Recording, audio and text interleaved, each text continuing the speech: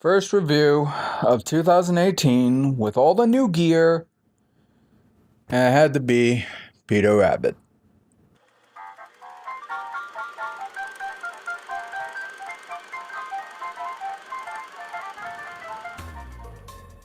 Greetings everyone and welcome back to another episode of First Thoughts. And I saw Peter Rabbit in theaters. Oh boy. So originally I was going to make this a non-spoiler review, which I kind of will try my best not to spoil anything about this movie, but it's going to be tough. So first off, let me just say, this was not a good movie at all. I had so many issues with this movie that I didn't even bother writing out an outline of the goods or the bads for this movie.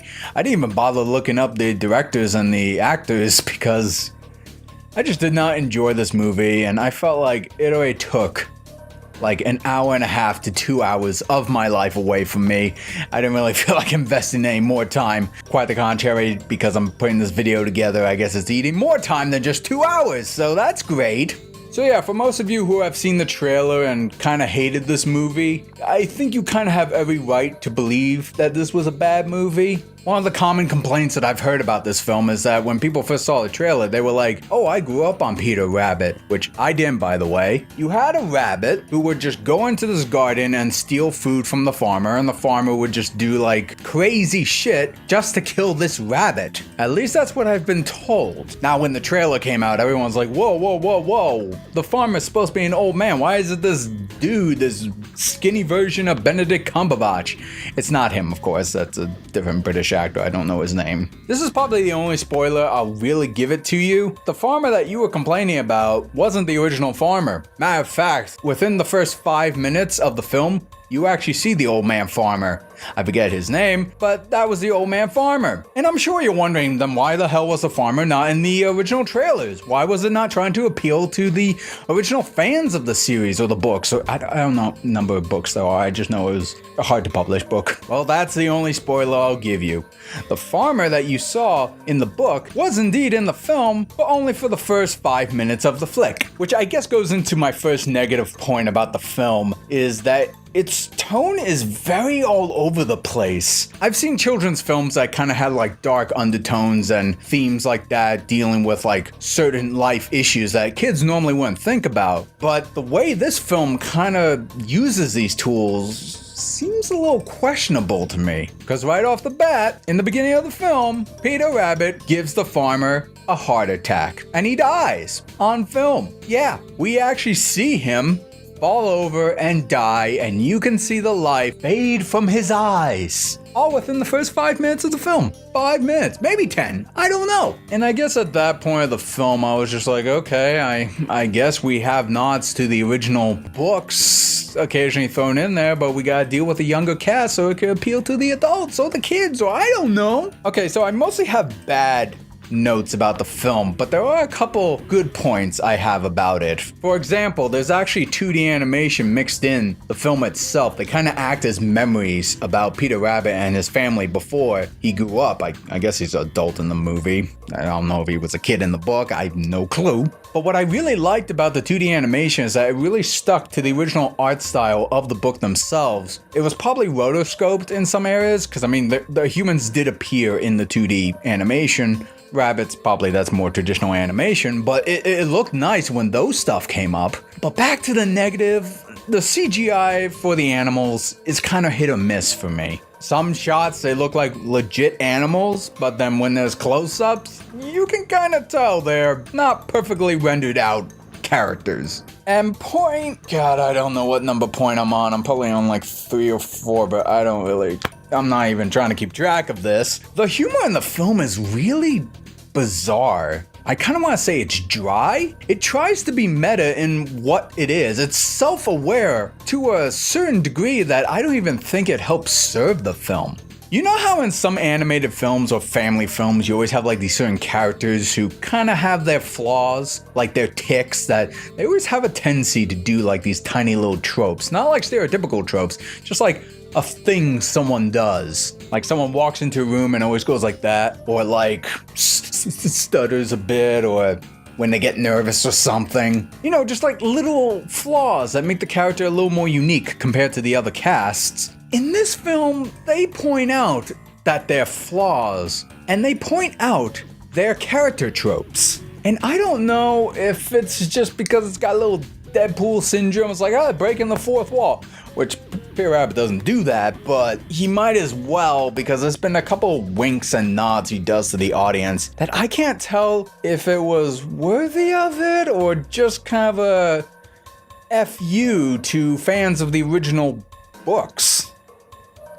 So you're probably wondering, what the hell is the story about? Well, it's pretty much what you've come to expect. You have a bunch of rabbits that live under a tree, and right across the field is the farmer's garden, if you will, and they always try to get food there, and then, like I said before, the original old man farmer tries to fend them off, but ends up getting a heart attack when he gets close to Peter Rabbit. He dies, and then the animals just go ape shit crazy over the garden and the house. All the farm animals and the wild animals come on in, party it up, just like in the trailer, and meanwhile in London, you have the new farmer, the nephew who has like no connection to the original farmer aside from being like blood relative, never really met each other. He inherited the house, so when he comes to the house and sees all these animals, now keep in mind, this dude, I don't remember, Thomas, that's the character's name, I don't know the actor's name, but Thomas is a neat freak. He's very orderly and likes to have things a certain way, and this goes back to the whole like meta thing. He is aware of his flaws and he claims he's better, but it doesn't feel warranted. Meanwhile, across the field, there's a young woman who is a painter who's trying to like complete her work, but she also has flaws, which she also points out in the film, so you don't get to put two and two together. The film does that for you. And when these two meet each other for the first time, they kind of force like a little bit of a relationship there. They have a couple cute moments when you're not including the rabbits or anything, but it becomes one of those stories where the rabbits are used to hanging around the woman. She usually vouched for them whenever they went into the garden before the old farmer died. So they kind of see her as a mother figure because, spoiler alert, again revealed early in the movie, their actual parents died. Peter Rabbit, his brother, and his three sisters, which have another reoccurring humor about who's older, who's the badass chick, and who's the one that has no characteristics at all except for maybe like wanting to break her ribs for some reason because it's funny.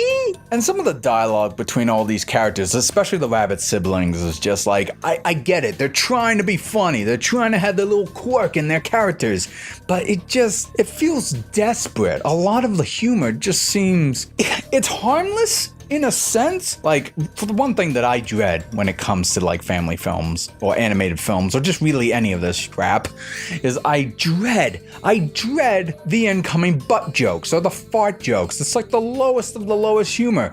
Seldomly does it ever make me laugh. I mean, I get it, haha, funny noise comes out of your anus, but what's there to do with it? I mean, for decades. Sometimes there's ones where you don't expect them, and that's usually the best kind of jokes. But with kid films, they just kind of put them in there because, like, make the kids laugh because air comes out of your butt. So now that Thomas and the painter chick, they said her name once, but they said Thomas's name several times. I have trouble keeping track. They start getting a little bumsy. It's a kid's movie. They don't go that far, except maybe a kiss. That's about it. They start getting into each other. That sounded wrong. They start to build a relationship, and Peter Rabbit and his siblings start to come up with ways to kill Thomas. That's the other thing that's weird about this film. These characters clearly hold no reserve for killing another living thing. When the first farmer guy died, they're just like, poke him in the eye, he's dead. Okay, cool, we got his garden, I defeated him, yay! And with Thomas getting like all like this Home Alone-esque slapstick humor going around, the rabbits clearly have an intent to kill this man. Not just drive him away, get rid of him, like forever kind of a way. That's just, I'm okay with dark themes like that, but with the way the film set itself up, it didn't really feel concise. It didn't feel proper. Not offensive, but not earned. So anyway, the film is pretty much about that. Is there anything good to take away from it? No. I tried to go in keeping an open mind because, again, no background in Peter Rabbit the book. The furthest I've gone was an interactive storybook back on like Windows 95 or something that scared the crap out of me when I was a kid. But that was about it. And when I heard that this film was being adapted, I was like, okay. I saw Paddington, the first one at the time, and thought, maybe it'll be okay. But then again, you have Smurfs and the Chipmunks, and people are like, But then I saw Sony attached to it, and I was like, nope, no good, this is done. But then I learned Animal Logic were actually the ones that were making the film. It was a production team that made Happy Feet and something else, I don't remember what. And I saw Happy Feet, and that was kind of like a whatever film. I saw it a couple times, and I still don't know how I feel about it. But Sony, on the other hand, they have a weird tendency to really F up their kid-friendly films. I mean, some of you probably heard the rumors back when Popeye was in production, or at least pitched, by Genndy Tartakovsky after Hotel Transylvania 2. Everyone in the board, and I'm sure you guys seen it too, saw the test animation that he created. Everyone went crazy for it. Everyone was excited for it. Everyone except head of the animation department or the film department, Amy Pascal. She was not thrilled with what Genndy made. And I remember the leaked emails kind of confirmed that. I remember the letter she said. It was between her and some marketing guy who was helping out with the Sony stuff. Helping out. Yeah, that's what they were doing. We got you. No, this is no good. It's got to be more marketable to the children. Put in some pop songs. Make it more modern. Make it more flashy. And when Amy Pascal put in way too much input in Genndy's vision, he left, having a falling out with the studio. Now granted, they somehow got him back, and he's doing Hotel Transylvania 3, so something must amend. But ever since then, and with what they did with the Emoji Movie, which I have not seen by the way, but I've seen breakdowns of the film itself, the way Smurfs has been going, Hotel Transylvania, which I don't mind. The first Hotel Transylvania, I thought the animation is spectacular. But ever since all that stuff, I've kind of not trust Sony when it came to making family films. There's just the mindset of modernizing everything, putting in pop songs, which by the way, there is pop song-esque music in this movie. It's not a musical, but there's a lot of pop style music in this. I could go on and on about what I had issues with this film, and I'm easily entertained.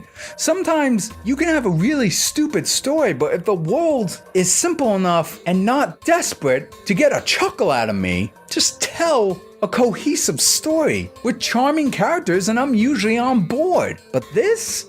And it did not help that this is another British property. I mean, I don't know if the British folk are the ones that made it, but I heard rumors that the original author who wrote Peter Rabbit, she had trouble trying to find a publisher for her book when she finally just mustered up money herself, published her own books, and that's how she was able to show the world her stories. And now hearing about this, now don't quote me on this, but I actually heard one of her descendants may have saw an early screening of the film, and she pretty much said, if the original author Peter Rabbit saw this film, she'd be turning in her grave. And you know what? I would not blame her. I mean, my goodness. I saw Paddington 1 and Paddington 2, and that was based off a child's property. I don't know if it was based off a book, but those movies were so well done. It was a charming, innocent story, but it had heart and message to it, as well as pretty well-earned humor. It wasn't like fart humor or anything else. It was just like a fish out of water type of humor. And I thought that was great. But Peter Rabbit, no! Part of the issue with Peter Rabbit's humor is not only does it not earn the laughs, or it tries to throw in a quirk that we're supposed to think is funny, but it's just kind of odd. Sometimes it calls back or lingers on the humor way too much. You want a good example? I don't know how I was supposed to feel about it, but they made a joke. I'm guessing that's making fun of people who are gluten intolerant, and then they combo in the roasting with, oh, my heart goes out to those who have actual medical issues. I'll be sure to write them a letter. And I was like, what the hell was that? Like, I'm not offended by that, but are you making fun of, like, people who have, like, legitimate allergies? Or are you making fun of people who were expecting Peter Rabbit to be great, but yeah, modern times, I guess we gotta popularize it. Pop it, we gotta pop it. Not popular. Yes, we gotta popularize it. Popularize it. Also, apparently the other rabbits can't wink except Peter Rabbit. Peter Rabbit can. Everyone else are like, well, Paddington, I'm afraid when it comes to family-friendly British comedies, you are the only king. You are the rightful king. But you are all alone on that throne of charming, heartfelt, and innocent but endearing humor. I have one thing to say to you, Peter Rabbit. It's called a hard stare.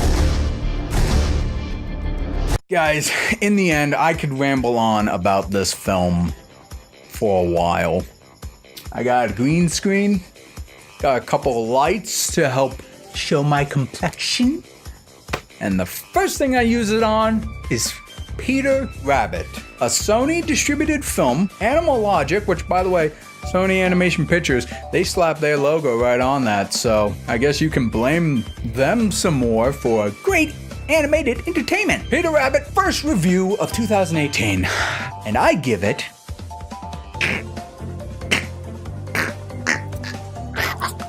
if you have nieces, nephew, kids, grandkids, I don't care what you have, save yourself the $11 or $15 or whatever theater ticket cost you for one person. Save your money, skip this. If it ends up on Netflix, Hulu, or whatever, just skip it. Give your kids something more enduring and more heartfelt, or just some. Kids don't care about movies, they just like moving colors. So just find something that can appeal to you as an adult. Watch a Pixar film, I don't know. Or you know what? Watch Paddington 2 because it's a good film. I'm not kidding. I loved it. I cried a little bit. Guys, that's gonna do it for this review. My first thoughts, non-spoiler, I'm not gonna tell you how it ended because you could probably predict how it ended. Tune in next time, folks, when I review something else. What will it be? Well, actually, I do know what it is, but I'm gonna keep it under wraps for now. Now tell me, did you see the film? You probably didn't, so answer this instead. What family-friendly film have you seen that just made you wanna, I almost said something derogatory, let's just say not want to be present around anybody while watching the film, otherwise pain might ensue? Is it Smurfs? Is it Chipmunks? Let me know in the comment section below if there's any films that kind of give you dread like it did for me. And if you did see the film and you liked it, hey man, I don't mind hearing different opinions on it. If you liked the film, let me know what were some of your favorite parts about the film. Or if you didn't like the film, why don't you let me know? What are some things that you didn't like about it? Let me know in the comment section below. Alright guys, that's gonna do it. So be sure to give this video a like if you enjoyed it, and make sure to subscribe for more reviews just like this. As my co-hosts like to say, to be continued. Peter Rabbit!